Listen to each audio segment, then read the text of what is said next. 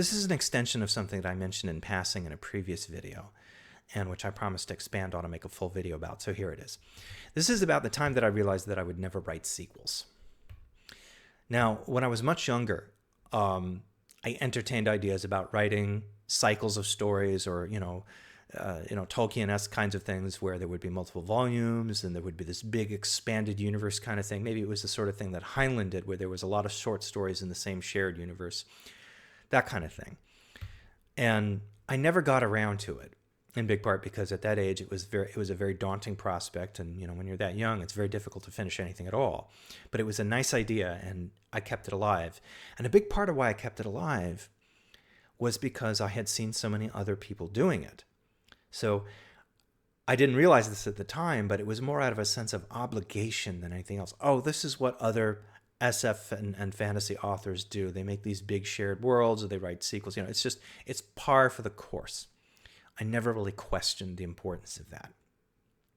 And then over time, a number of things accumulated that forced me to rethink this, at least as far as my own work habits and my own inclinations are concerned. And one of the first things that came along, well, two things.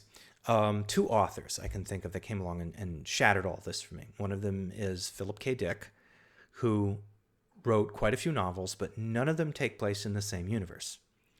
They are all self-contained stories. They may share thematics across them, but The Man in the High Castle absolutely does not take place in the same universe as Do Androids Dream of Electric Sheep.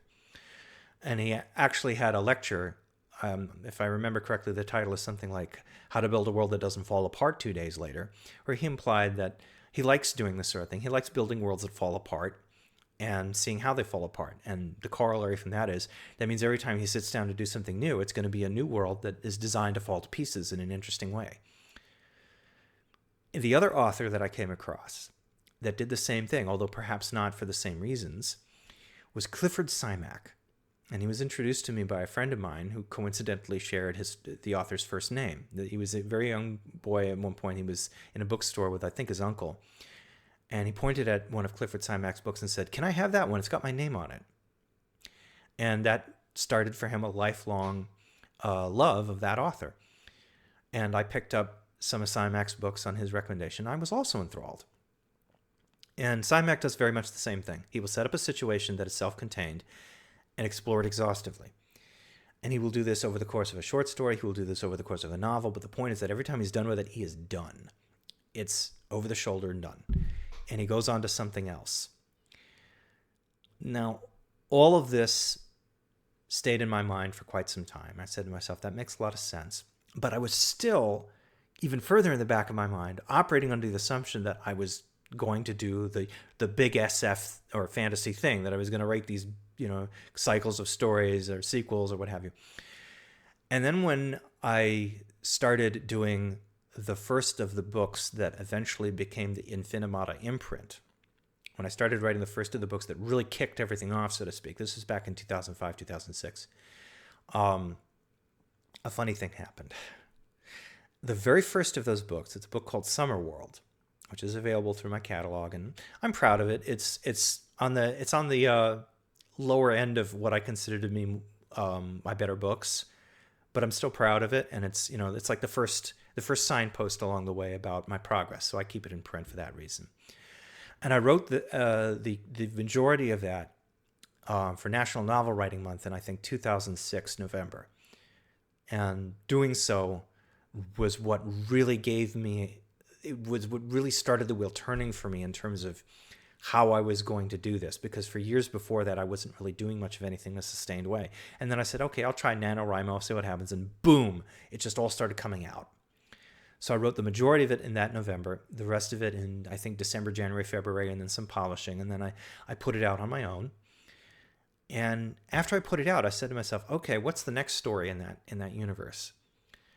Because there was theoretically going to be an autumn world and a winter world.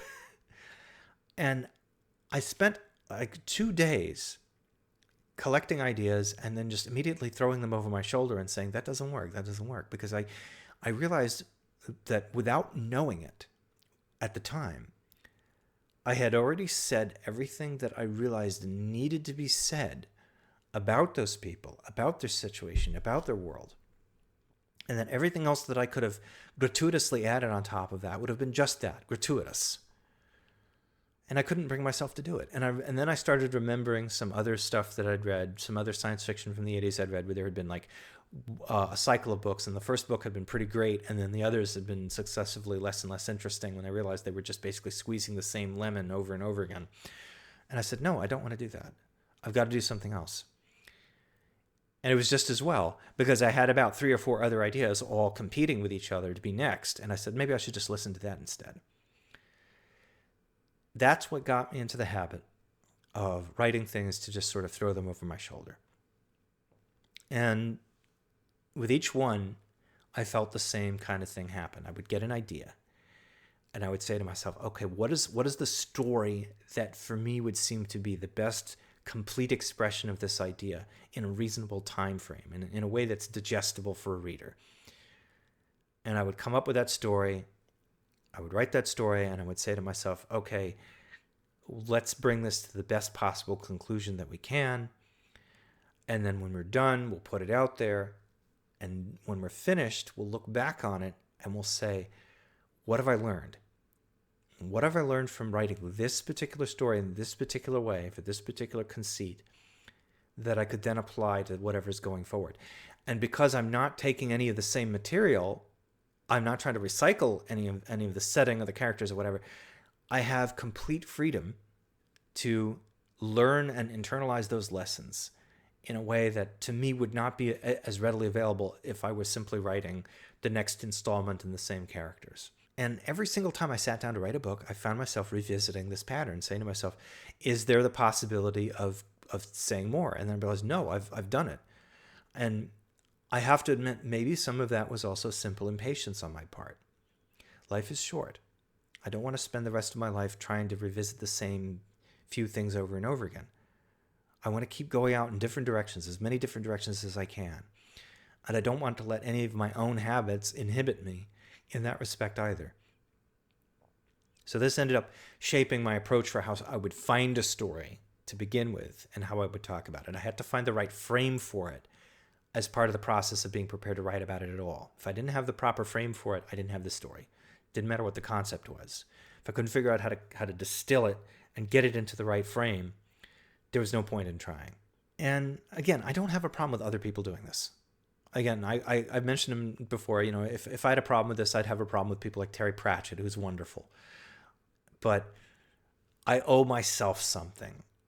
And I owe myself a certain amount of honesty about my intentions, about what I really want to do, as opposed to what I think other people would want me to do, or what kind of expectations I have about what the field should be. And for me, this also feels like a corollary of something I mentioned in the previous video, this business of, that when you read something with an element of the fantastic, the point is to go all the way through it and come out the other side.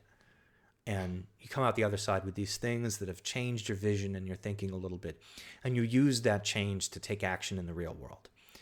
And the message is, don't lie down in this. Go back to the real world with what you know. You've got work to do. And you're going to be doing it with that much more spirit and fun, and with new things to talk about with other people because of this book. But you can't stay here. And by not writing sequels, I'm basically sending the implicit message that people cannot stay here. They could read the same book over and over again if they wanted to, but honestly, I think they would be better served if they, read different ones by me, or even just made sure that the walkway was free of weeds or whatever. To do something. This is another one of those rules I developed for myself that I don't think that I can recommend to others unless they look at that and they themselves feel that there's something there for them. I've mentioned this rule to a number of other authors, and one of them, who is very specifically thinking about expanded universes in their work and so on and so forth, his whole thing is that he feels like the universe is basically the universe that he's created is basically this environment into which he can take any idea that he has and explore it in some way that already has sort of like a piece of setting already made for it. And I think that's fine. I think about, for instance, a franchise like Star Trek, which has a lot of room in it for a lot of exploration, metaphorical and otherwise. And at the same time, I say to myself, but that to me feels like only a small fraction of what I'd really want to be doing. If I'm giving myself the freedom to sit down and create something truly new every time, it feels like it's going to be that much more worthy of the effort that I would put into it to begin with. So I always have to frame this stuff in a way that doesn't feel like I'm turning my nose up at the way that other people do things, because I absolutely want to see what other people do with their expanded universes and their sequels and all the rest of it, as long as it's good, as long as there's a real sustained purpose behind it and there's real invention. Again, Pratchett comes to mind. He created Discworld, and he found all these wonderful ways to unpack all of these ideas that he had about life and the way what we owe to each other, as the title of the book goes, and in the form of this very snarky, frothy, bubbly kind of story. And I am coming from a different direction. That's all. This is something I had to make peace with myself about when I started to realize what it was I really wanted to be spending my time doing. It takes time to write a book. It takes effort to write a book. I'm taking a year to 18 months of my life, a certain number of hours every day. I'm sitting down, I'm in front of the keyboard, I'm typing, I'm thinking. I want all of that to be put to a purpose that I feel is most worthy of what I have to offer, as opposed to me thinking, what could I do that's like this? Oh, I could do that too. I've had to really rip that kind of stuff out of myself over time because it hasn't helped me. That's why I don't do sequels. And that's also why I don't do things like an expanded universe kind of, story cycle sort of thing. It's not because I think those things are bad. It's because they're not mine. And I want to close this off with a quote from Stella Adler, the acting teacher, whose work I've been reading recently. I'll probably have something to say about her on this channel before long. And in one of her lectures about acting, she says, "The person you have to please is yourself. But you'll go nowhere if you make it easy to please yourself. You have to be as demanding as you can." And when I read those words, and when I learned more about Adler and her very demanding teaching style, I started to see what she meant. I said, everybody's going to have their own standards for themselves, and they have to. I am not you. You are not me. We cannot do things the same way. If you and I took the same outline for the same idea, the same story beats, the same characters, everything, and sat down and went into different rooms to write them, we would both come back with completely different stories by design. That's the way it should be. And that kind of diversity also has to apply to the standards that we hold ourselves to. And this is just one of the standards that I hold myself to because I see very clearly for myself why it's so important and what it has done for me and what it will continue to do for me for as long as I can possibly sustain it. So that's why I do it. I'm really curious to hear what you think about this down in the comments. And until the next video, stay curious.